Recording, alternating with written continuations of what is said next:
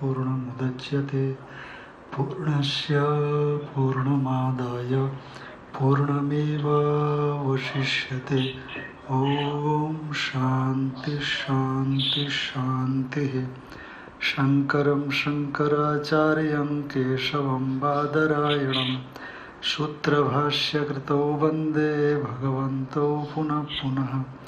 ईश्वरो गुरुरात्मेति मूर्तिभेदविभागिने व्योमवद्व्याप्तदेहाय दक्षिणामूर्तये नमः। ॐ शान्ति शान्ति शान्तिः। श्रीमद् भगवद गीता का 9वें अध्याय पर हम लोग विगत दिन से विचार करना शुरू किए थे। तो भगवान ने कहा था कि लोग बहुत प्रकारों से मेरी उपासना करते हैं, मेरी आराधना करते हैं। तो अर्जुन ने पूछा, यदि बहुत प्रकार से उपासना करते हैं तो आप ही की क्यों करते हैं, दूसरे की क्यों नहीं करते हैं? तो भगवान ने उत्तर, देखो सर्वरूप मैं हूँ, इसीलिए जिसकी जहाँ भी उपासना की जाती है वो होती तो मेरी ही है, क्योंकि मैं ही एक चैतन्य स्वरूप हूँ, दूसरा तो है ही नहीं। पर फिर भी यदि उसका भाव किसी परिच्छिन्न देवता के विषय को लेकर के होता है तो फिर वो परिच्छिन्न देवता को ही वो प्राप्त करता है। अपरिच्छिन्न स्वरूप मुझे वो प्राप्त नहीं कर सकता। इसलिए सर्वरूप तो मैं हूँ, इसलिए मेरी ही उपासना सब जगह से होती है। ये 18वें श्लोक में बताया था। तो आज हम 19वें श्लोक से आगे देखेंगे। तपाम्यहमहं वर्षं निगृह्णाम्युत्सृजामि च अमृतं चैव मृत्युश्च सदसच्चाहमर्जुन। तो भगवान कहते हैं, हे अर्जुन, कि तपामि अहम, जब सर्वरूप भगवान है तो आदित्य भी यानी सूरज वो भी भगवान ही हुआ। इसीलिए मैं आदित्य बन करके तपता हूँ, आदित्य बन करके संसार को ऊष्मा देता हूँ, संसार को गर्मी देता हूँ। मैं अत्यंत उग्र रश्मियों के माध्यम, रश्मि ने किरणें, अत्यंत उग्र किरणों के माध्यम से मैं संसार को संतप्त करता हूँ। और फिर मैं कभी कभी मैं तपामि अहम, मैं ही आदित्य बनकर संतप्त होता हूँ। और अहम वर्षम निगृह्णामि, और अब मैं क्या करता हूँ, और मैं पुनः बारिश को, माने वर्षा को छोड़ता हूँ और उनको सूरज बन करके ही मैं ग्रहण भी करता हूँ। क्योंकि आप सब जानते हैं समुद्र से सूरज की गर्मी की वजह से मानसून तैयार होकर के पूरी धरती में जहाँ भी बारिश होती है वहाँ तक वो बारिश कर देता है। तो इसीलिए सूरज गर्मी अपने किरणों से मानो जल को बाष्पीकृत करता है, स्टीम बनाता है और वो ऊपर की ओर खींचता है कुछ दिन तक। और फिर वहाँ से एक निश्चित टेम्परेचर में पहुँचने के बाद फिर बारिश होकर के धरती पर गिर जाती है। तो इसीलिए मैं कभी तो सूरज की ऊष्मा बन करके तपता हूँ और उसी के जरिए जल को खींचता हूँ और फिर खींच करके छोड़ता भी हूँ। और इतना ही नहीं, देवताओं का पान किया जाने वाला जो अमृत है, जिससे व्यक्ति अमर होता है, ऐसा हम लोग कहते हैं। तो उस अमृत का भी हम जो देवता पान करते हैं मैं ही हूँ। और इतना ही नहीं, अमृत आप है तो मरण कौन होगा, का मृत्युश्च, और मृत्यु भी मैं ही हूँ। अमृत और मृत्यु ये दोनों चीज, देवताओं का अमृत और मनुष्य का मृत्यु, ये भी मैं ही हूँ। और जो भी सत है, अस्तित्व रूप से प्रतीत होने वाला है, हमारा संबंध रूप से जो दिखता है का, वो भी मैं ही हूँ। और जो असत, जो हमारे संबंध रूप से नहीं दिखता पर होता है, असत का मतलब ऐसा नहीं लेना जो शून्य हो, हो ही नहीं।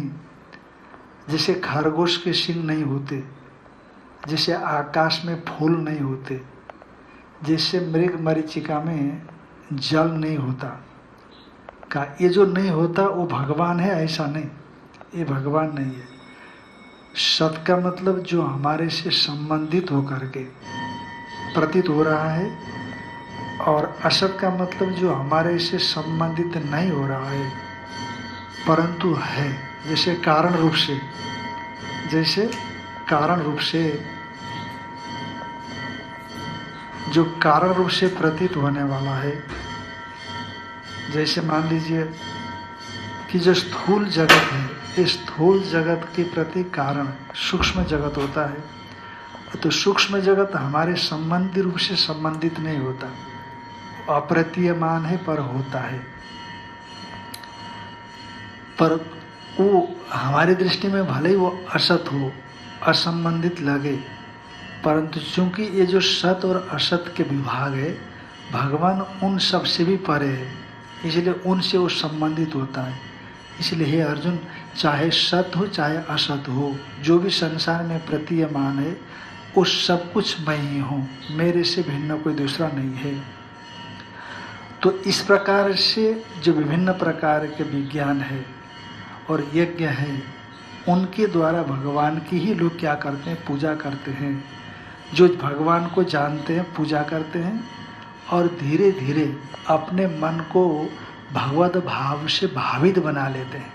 सदा तद्भाव भाविता, चाहे सांसारिक भावनाओं से अपने मन को भावित बनाइए, चाहे भगवत भाव से अपने मन को भावित बनाइए।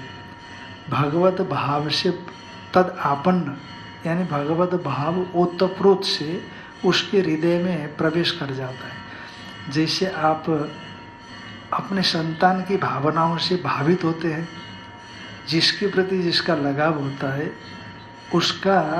उसके प्रति उसी प्रकार का भाव होता है। पत्नी के प्रति पति का पत्नी भाव होता है, और संतान के प्रति पुत्र या पुत्री भाव होता है।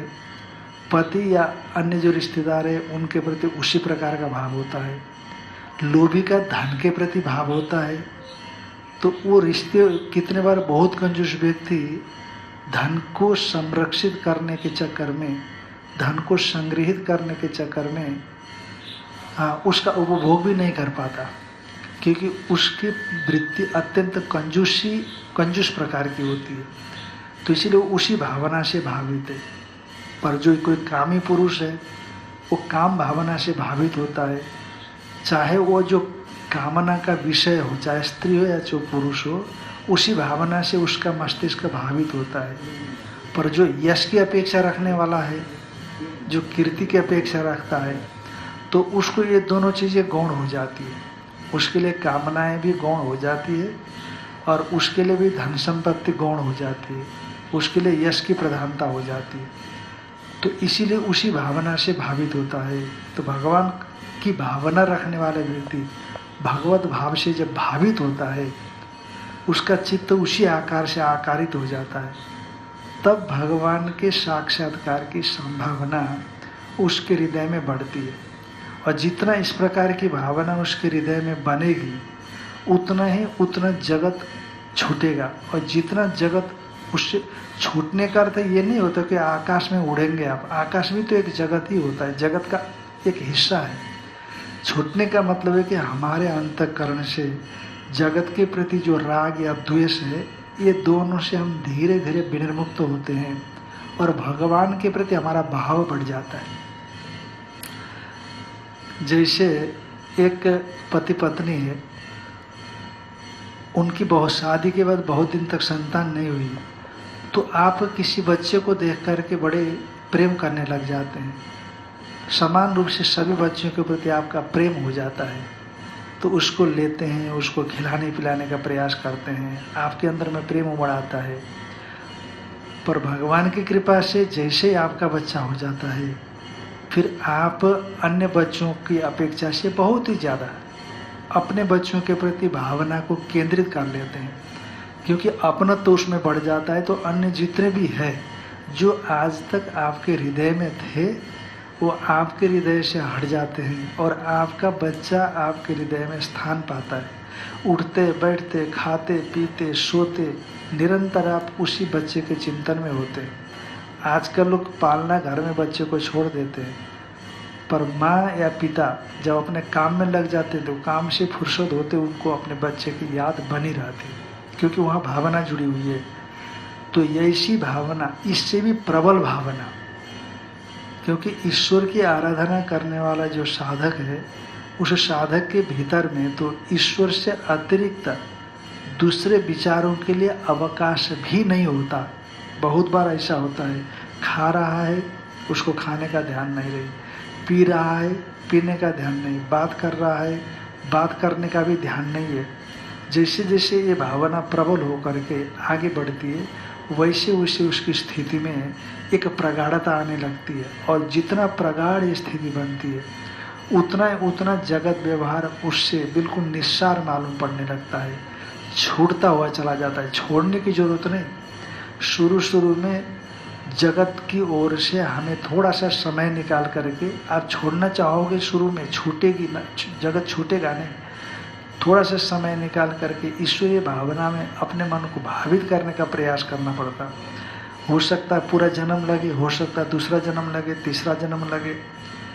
तो उत्तरोत्तर जब उन भावनाओं से चित्त भावित होता चला जाता है, तो वहाँ से फिर आपको एकाग्रता में, चिंतन में आपको रस मिलने लगता है, और जैसे उधर से रसानुभूति होती है, इधर विराग होता है, विरसता आने लगती है। इसीलिए उच्च चित्त की भावना से वो भावित हो जाता है। तो अब इसीलिए अब भगवान की वो पूजा करते हैं, और फिर अंत में जा करके अंततोगतो भगवान को ही प्राप्त करते हैं, जो कि मानव जीवन मात्र एक लक्ष्य है, मानव जीवन मात्र का एक लक्ष्य है। तो उस लक्ष्य को प्राप्त करते हैं।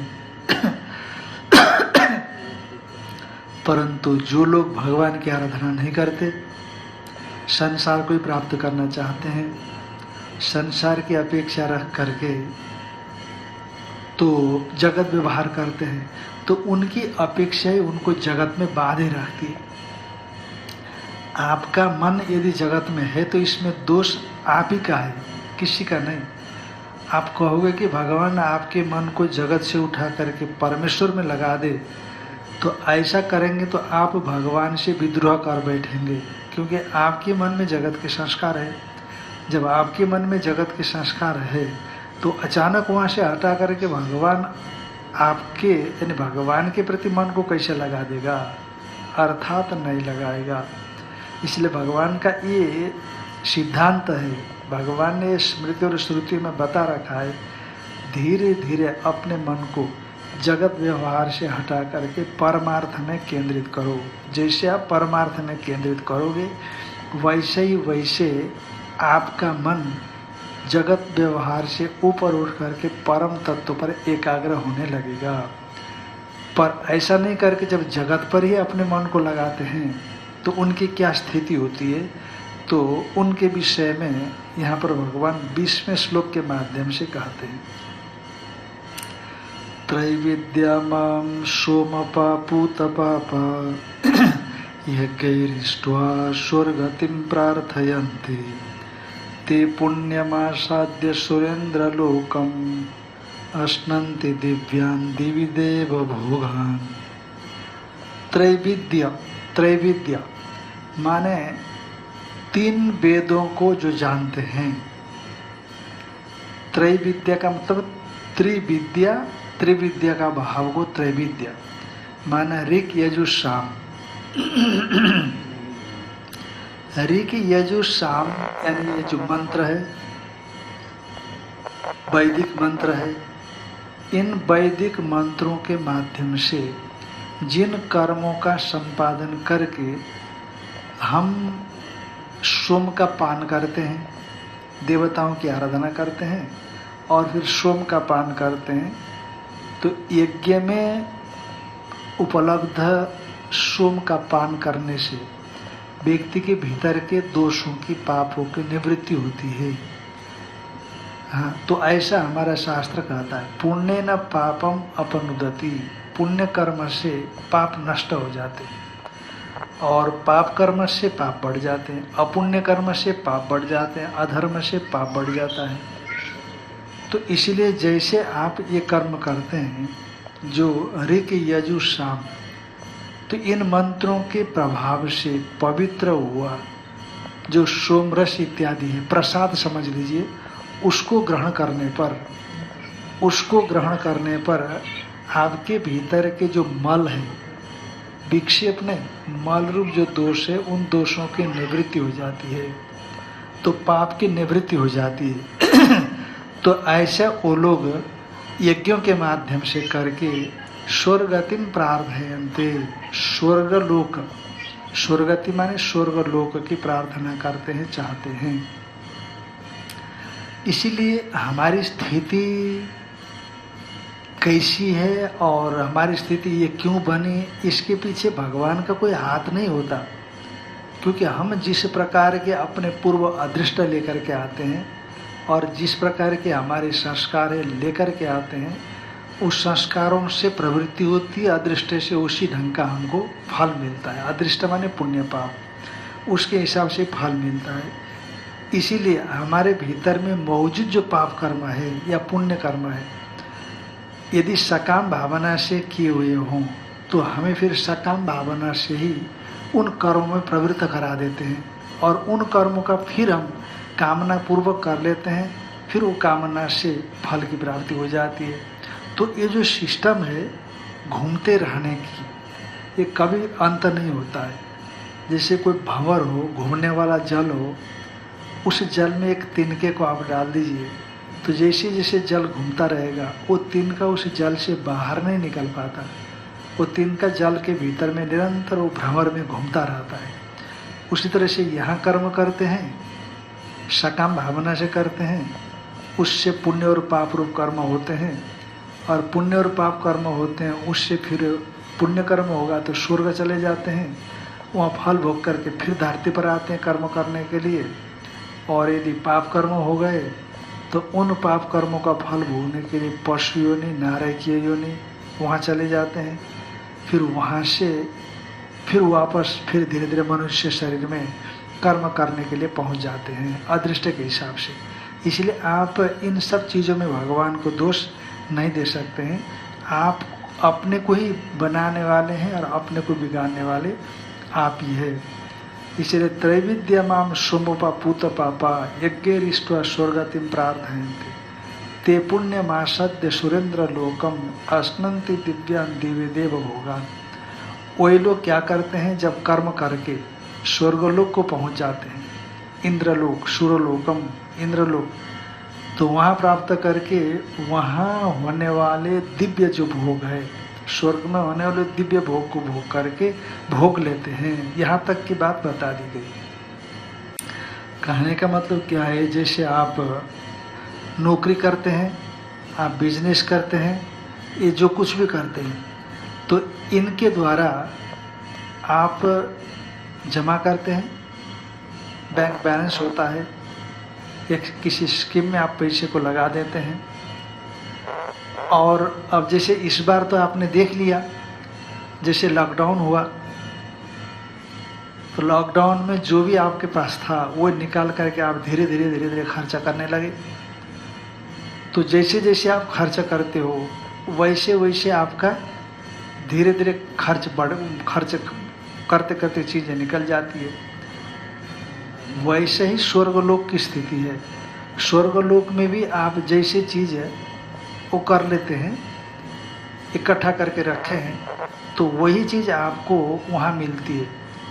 और वो जितना है इकट्ठा किया हुआ वो खर्च करने के बाद, अथवा ये समझ लीजिए कि हमने स्वर्गलोक के अनुकूल कर्मों का कुछ प्राप्त किया है, वह जितना उस जीवन को स्वर्गलोक के लिए ले करके गए हैं, स्वर्गलोक को लेकर के गए हैं, तो उतना कर्म का फल उपभोग करने के बाद पुनः हमको इस धरती पर वापस आना पड़ेगा कर्म करने के लिए, और कोई दूसरा इलाज नहीं है।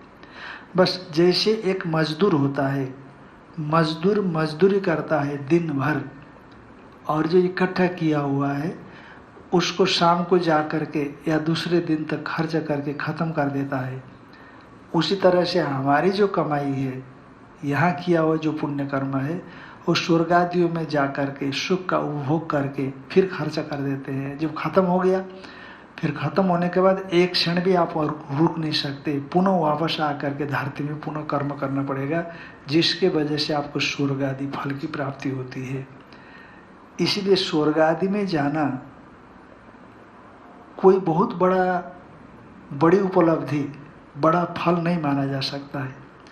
जैसे हम लोगों से ज़्यादा सुविधाओं में अमेरिका के लोग रहते हैं, उनको पैसा ज़्यादा मिलता है, सुविधाएं ज़्यादा मिलती है, पर क्या वो सुविधा निरंतर बनी रहती है? नहीं बनी रहती। अब अभी लॉकडाउन के समय देखो, हजारों लाखों लोगों की नौकरी खत्म हो गई। अब बेचारे सब वो लोन के लिए अप्लाई करने के लिए लगे हुए हैं। तो इसलिए यहाँ की क्या स्थिति है? कमाओ गवाओ, कमाओ खाओ, वैसे स्वर्ग की स्थिति है। परंतु यदि वही कर्म जो हमें स्वर्ग दे रहा है, यदि निष्काम भावना से भगवत अर्पण भावना के साथ हम कर सकें तो अनंत फल के लिए कर्म होगा। अनंत फल के लिए क्यों होगा? क्योंकि आपने कुछ चाहा नहीं उस कर्म से। आपके न चाहने से वो कर्म का जो फल है, आपके अंतःकरण की शुद्धि होगी, अथवा न चाहने से ये जो पुण्य हुआ, इस पुण्य से आपके पाप की निवृत्ति होगी। और जितना जितना हमारे भीतर में पाप की निवृत्ति होती चली जाती है, उतना आपका मन जब ईश्वरीय भावना में एकाग्र होने लग जाता है। तो इसीलिए अब जब निष्काम भावना से आपने कर्म को संपादन किया तो आपको धीरे धीरे ईश्वर की ओर बढ़ करके अंततोगत्वा एक समय जब आएगा, ऐसी भावना से चित्त भावित होगा कि आप ईश्वर को प्राप्त करेंगे। इसीलिए सुनने में भले ही अच्छा लगे कि यज्ञादि वेद त्रय के माध्यम से किए जाने वाले कर्मों से स्वर्ग प्राप्त होता है और उस स्वर्ग में हम दिव्य भोगों को भोगेंगे, दिव्य चीज़ें उपलब्ध होंगी आपको, जो संसार में उन चीज़ों का हम कल्पना भी नहीं कर सकते हैं। हमेशा 16 वर्ष का शरीर रहेगा, 18 वर्ष का शरीर रहेगा और पसीने नहीं उत्पन्न नहीं होते, वहाँ पर थकान नहीं होती। तो तमाम तरह की चीज़ें स्वर्ग में पैदा होते ही उसको उपलब्ध होता है, पढ़ने की जरूरत नहीं है, वो स्वाभाविक ही प्रतिभात वेद होता है। ऐसे शास्त्र में आता है प्रतिभात वेद, जैसे स्वर्ग में पहुंचा उसको अध्ययन करने की जरूरत नहीं, वो वेद को स्वयं ही जान लेता है। जैसे आप जानते हो चिड़िया के बच्चे जैसे अंडे से बाहर आ जाते हैं तो झड़ से उड़ने लग जाते हैं, पर उससे अतिरिक्त जैसे आपको प्लेन को उड़ाना है तो कितने पापड़ बेलने पड़ते हैं, या किसी व्यक्ति को योग साधना से उड़ना है तो बहुत भारी योग साधना करनी पड़ेगी तभी उड़ सकता है, अन्यथा नहीं उड़ सकता। पर पक्षी ये स्वभाव सिद्ध सिद्धियाँ है, पक्षी का बच्चा अंडे से बाहर आते ही निकलता है। उसी तरह से स्वर्गादियों में भी जैसे व्यक्ति पैदा हो जाता है वैसे उसको वेद का बोध हो जाता है। ये बहुत सी सुविधाएं हैं, परंतु यही बात है कि बस कमाओ खाओ और ख़त्म करो। तो ये कब तक, इसका कभी न कभी अंत तो होना चाहिए। तो इसीलिए अंत होने के लिए एक ही उपाय है कि आप भगवान के शरण में जाइए और भगवान को प्राप्त होने के बाद वो भगवत प्राप्ति रूप फल कभी क्षण को प्राप्त, क्षय प्राप्त नहीं होता, नाश को प्राप्त नहीं होता है। क्यों? क्योंकि वह फल अविनाशी है। स्वर्गादि फल विनाशी है, अन्य फल भी विनाशी है, पर भगवान रूप फल अविनाशी है। और भगवान की आराधना से भगवत तत्व की जब उपलब्धि होती है तो वह अविनाशी के साथ एकत्व को प्राप्त कर लेते हैं। अब जो अविनाशी है, अनंत है, निरवच्छिन्न है, आनंद स्वरूप है, जहाँ दुख का किसी प्रकार का कोई उपस्थिति नहीं है, भाव नहीं है, सत्व नहीं है तो स्वाभाविक है कि आप भी अनंत बन जाएंगे। तो प्राकृत भोग यानी दिव्य भोग, वो दिव्य भोगों को भोगता है वो, तो भोग करके क्या स्थिति बनती है उसकी, तो उसके विषय में आगे बता रहे हैं। तेतम भुक्त्वा स्वर्गलोकम विशालम क्षीणे पुण्ये मर्त्यलोकम विशन्ति एवं त्रयी धर्म मनोप्रपन्ना गता गतम काम कामा लभन्ते। वे लोग जो यहाँ पर सकाम भावना से यज्ञादि कर्मों का वैदिक मंत्रों से संपादन करके पुण्य यानी अदृष्ट को लेकर के स्वर्ग आदि लोक में पहुंचते हैं, तो विशाल स्वर्गलोक है, विस्तीर्ण स्वर्गलोक है। उस स्वर्गलोक में जाकर के उसका भोग भोगते हैं, सुविधाओं का उपभोग कर लेते हैं। इसलिए जितना आप तपस्या करते हैं उतना ही आपके पुण्य का संचय होता है, और जितना आपको सुख मिल रहा है उस सुख से आपके पुण्य का क्षय होता है। सुख से पुण्य का क्षय होता है और तपस्या से पुण्य का संचयन होता है। और वहाँ जब पुण्य का उपभोग खत्म हो जाता है, पुण्य क्षय हो जाता है, तो फिर क्या होता है, कहते क्षीणे पुण्य मर्त्य लोकम विशन्ति। जैसे पुण्य का क्षय हो गया, मर्त्य लोक में उनको आना पड़ता है।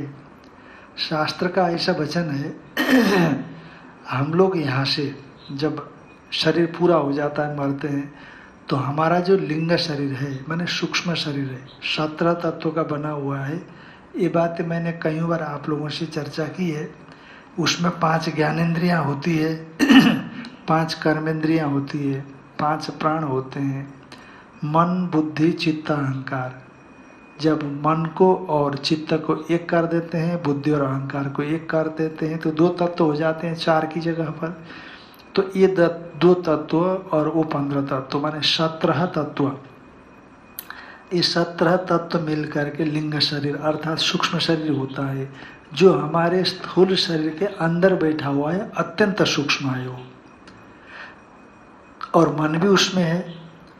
हमारे जितने भी अच्छे या बुरे कर्म है सब वो मन में अंतःकरण में रहते हैं।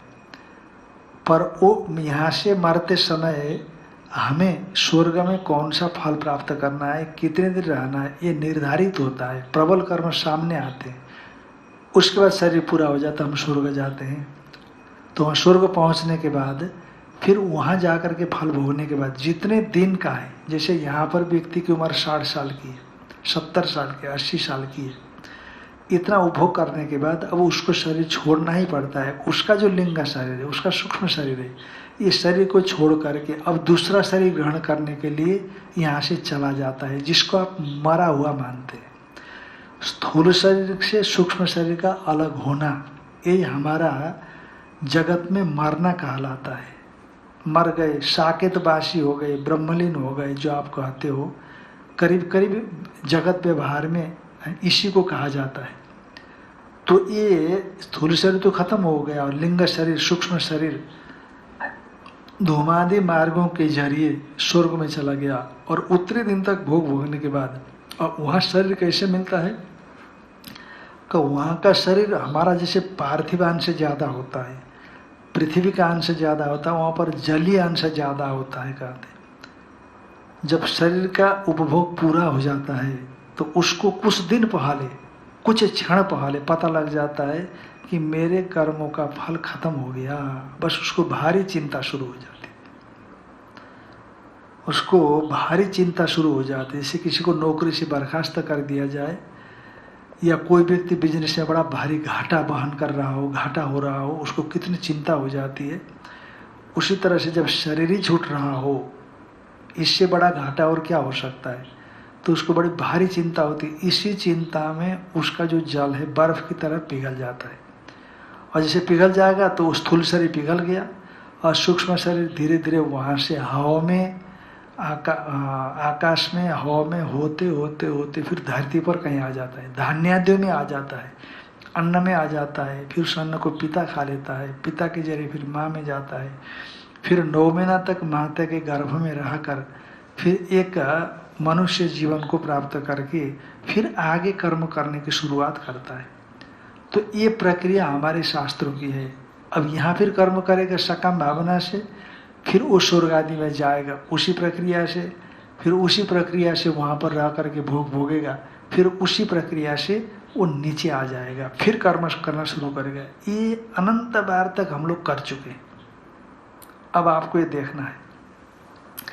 इसीलिए हाँ, एक शक्ति महिम्न स्तोत्र है, उसमें दुर्वासा जी भगवती से प्रार्थना करते हुए कहते हैं, नाना योनि सहस्र संभव वशात जाता जनन्य कति प्रख्याता जनका कियंत इति मे शतशन्ति चाग्रे कति एतेषां गणनैव नास्ति महत संसार सिन्धोर्विधे भीतं मां नितराम् अनन्य शरणं रक्षानुकंपा निधे।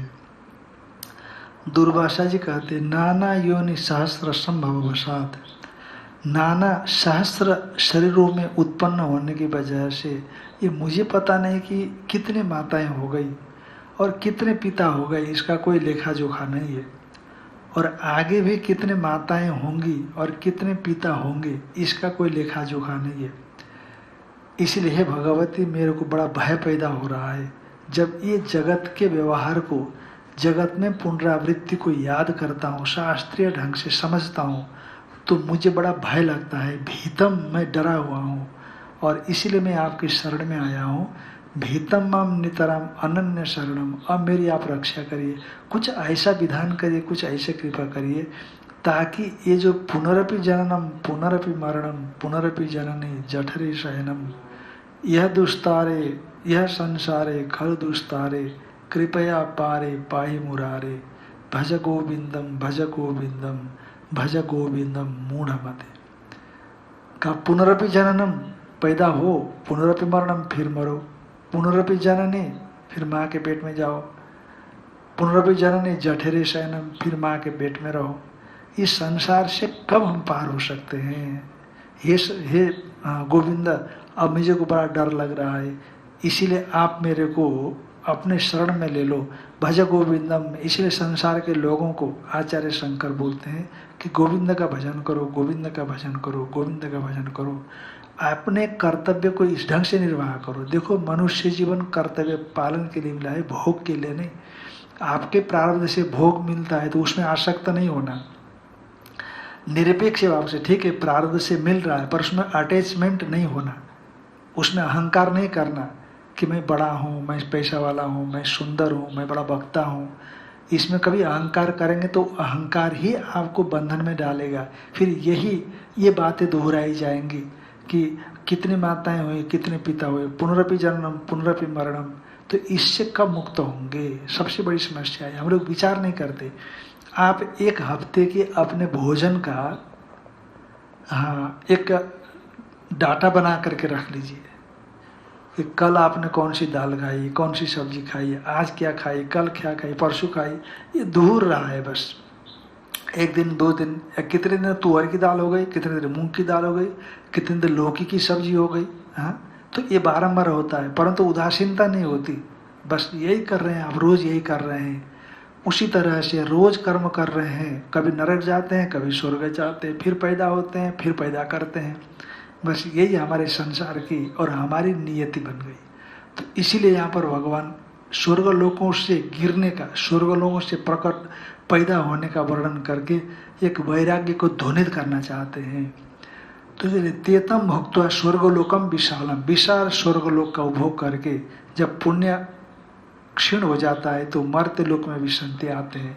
एवं त्रयी धर्म मनोप्रपन्ना, ये त्रयी धर्म माने सकाम भावना से किए जाने वाले वैदिक कर्मों का अनुसरण करने वाले ये लोग गता गतम, जाना और आना, गमना गमन, काम कामा लभंते, बस कामों की कामना करने वाले, कामना काम्य पदार्थ हो गए, कामान कामयंते इति, काम कामा, जो कामनाओं की कामना रखने वाले, कामनाएं माने काम्य पदार्थों को जो चाहने वाले हैं, वो लोग इसी प्रकार से संसार चक्र में निरंतर भ्रमण करते रहते हैं, घूमते रहते हैं। इससे उनको मुक्ति नहीं होती। तो अब इसलिए सुख दुख उनके जीवन में निरंतर आते ही रहते हैं। सुख और दुख से मुक्ति उनके जीवन में नहीं होती है। फिर सुख दुख से किसके जीवन से सुख दुख हट सकते हैं? तो भगवान कह रहे हैं जो निष्काम है और भगवान को जानने वाले सम्यकदर्शी है। आप कहोगे कि हम भी ऐसे चाहते हैं, तो ऐसा यदि चाहते हैं तो आपको कहीं ना कहीं निष्काम होना पड़ेगा। तो कामना के बिना कैसे प्रवृत्त होंगे हम? अरे कामना तो बहुत बड़ी कामना है। जैसे एक व्यक्ति को 1 लाख की नौकरी मिली, तो यदि उसको 2 लाख की नौकरी मिल रही हो तो 1 लाख की नौकरी छोड़ने में क्या समस्या है? समस्या नहीं है ना? आप मानते हैं कोई समस्या नहीं है, परंतु आपको शास्त्रों पर विश्वास नहीं है। इसलिए शास्त्र जो कह रहा है कि भाई भगवान को प्राप्त करने के बाद आप कृतकृत्य हो जाओगे, धन्य धन्य हो जाओगे, अमर हो जाओगे, आनंदित हो जाओगे। कहा कि भाई जो यहाँ जगत में मिल रहा वो तो छूट गया और भगवान भी नहीं मिला, और न इधर के रहे न उधर के रहे, दुविधा में दोनों गए, माया मिली न राम। कहीं ऐसा ना हो, यही शंका तो अर्जुन को भी हो गई थी। इधर संसार का काम नहीं किया और परम तत्व की उपलब्धि नहीं हुई, तो कहीं दोनों जगह भ्रष्ट हुआ, सर्वतो भावे नष्ट तो नहीं हो जाएगा। अर्जुन को यही आशंका थी। तो भगवान ने यह उत्तर दिया कि देखो, जो कल्याणकामी है, कल्याण चाहने वाला है, ईश्वर को चाहने वाला है, निष्काम है, वो जब ये भगवान को चाह रख करके कर्म का संपादन करता है तो वो कभी नाश नहीं होता। नहीं कल्याणकृत कश्चित दुर्गतिम तात गच्छति। ये अर्जुन, कल्याणकामी पुरुष का कभी दुर्गति नहीं होती। आपको लगता है कि उसने भगवत तत्व को प्राप्त नहीं किया और जगत का भोग भी नहीं भोगा, तो इधर से भी गया उधर से भी गया, पर नहीं, उसने भगवान की आराधना की है, अपने मन को धीरे धीरे जागतिक भावों से ऊपर उठाया है। ठीक है, भगवान को प्राप्त नहीं किया, मर गया, परंतु क्या होता है, कल आपने जो अध्ययन किया था, रात्रि एकदम से निद्रा आ गई, आप सो गए, और दूसरे दिन जब नया अध्ययन करके आते हैं तो क्या पुराना भूल जाएंगे आप? पुराना जो आपका अध्ययन है वो आपको जो है फल नहीं देगा, अवश्य देता है, और पुराने भी आपको स्मृति में बना रहता है।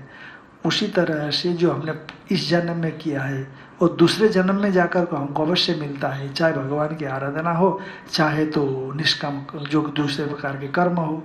तो फिर आप उसी स्तर से उठने लगते हैं धीरे धीरे। जैसे कृषक है, आज जिस खेत को उसने जोता है, कल जाकर के उस खेत के आगे के खेत को जोतने लगता है। तो वो जो पहले के जोता हुआ खेत, वहाँ को जोतने की जरूरत नहीं, यदि जरूरत भी पड़ी तब भी झट से जोत करके दूसरे नए खेत में जिसको नहीं जोता गया है उसमें वो पहुंच जाता है। तो उसी तरह से साधना के विषय में होता है। इसीलिए ऐसे व्यक्ति का कभी भी दुर्गति नहीं होती है, वो नाश नहीं होता, बस एक शास्त्र के विषय में विश्वास करके आगे चलने की बात होती है। तो इसलिए भगवान यहाँ जोर लगाते हैं गीता में, निष्काम कर्म करो, सकाम भावना से कर्म करने से फल मिलेगा, निष्काम भावना से कर्म करने से भगवत तत्व की ही उपलब्धि हो जाती है। इसलिए जो पुनः निष्काम है, क्योंकि निष्काम में क्या होता है, देखो आप समझते हो, निष्काम में कामना नहीं होती, इच्छा नहीं होती कि मुझे ये फलाना फल मिलना चाहिए, आपको अपेक्षा नहीं होती। जैसे एक गुरु है, शिष्य को अध्यापन कराता है, अध्ययन कराता है, शिष्य योग्य बन करके चला गया, ठीक है भाई, हमारा काम पूरा हो गया। अब ये शिष्य का फर्ज है कि शिष्य गुरु के प्रति अपना कर्तव्य निभाता है कि नहीं निभाता। माता पिता का यही फर्ज है कि जो जीव मेरी संतान बन करके आई है, चाहे लड़की हो चाहे लड़का हो, इसके प्रति जो मेरा कर्तव्य है पूरा मुझे निभाना है। इनको अच्छी संस्कार देना है, इनको अच्छा पढ़ाना है, इनको नौकरी दिलानी है, इनकी शादी कर देनी है। बस यहाँ तक जाने के बाद माता पिता का कर्तव्य, उनका दायित्व तो पूरा मानता है हमारे शास्त्र। यहाँ जब तक नहीं पहुँचते हैं तब तक माता पिता का दायित्व तो पूरा नहीं मानते। यहाँ पहुँचने के बाद अब संतान के प्रति आपका दायित्व तो पूरा हो गया। इसका आशय नहीं कि आप उस घर को छोड़ करके भाग जाओ, पर अब आप निरपेक्ष होकर के आगे के अपना जो दूसरा जीवन है उसको सुधारने के लिए लग जाओ। क्योंकि आप 80 साल 90 साल 100 साल तक भी यदि जीते हों, पर यदि 100 साल तक भी कर्म करते रहेंगे आप, तब भी आपको उसी से मुक्ति नहीं मिलती है। इसलिए अब प्रयास करना है कि 60 साल के 65 साल की उम्र में आकर के हमने जो अनुभव किया जगत से, बस अब जो नया आ रहा है वो आगे का अनुभव ले, आगे का कर्तव्य निर्वाह करे। अब मुझे वहाँ से पृथक हट जाना चाहिए। जब हम नहीं हटते हैं तो कालुष्य शुरू हो जाता है, कलमश शुरू हो जाता है, झगड़े झंझट शुरू हो जाते हैं, क्योंकि नए को कर्तव्य करना है और आप उसको करने नहीं दे रहे हैं। इसलिए महाराज श्री कहा करते थे बारंबार बस जब संभालने वाला आ जाए तो उसको दे करके आप थोड़ा अलग हट जाओ। अलग हट जाने का मतलब व्यवहार से अपने दूरी बना लो। बस वो पूछे बताओ, नहीं पूछे कोई बात नहीं। बस उनको अब भगवान का भजन करो, उसको आशीर्वाद देते रहो, तो उनकी श्रद्धा आपके प्रति बनी रहेगी, तो आपका भी काम चलता रहेगा बुढ़ापे में, और वो अपना जिम्मेदारी संभाल करके काम करते रहेंगे। तो तब आप धीरे धीरे निष्काम होकर के भगवान की ओर बढ़ सकते हैं।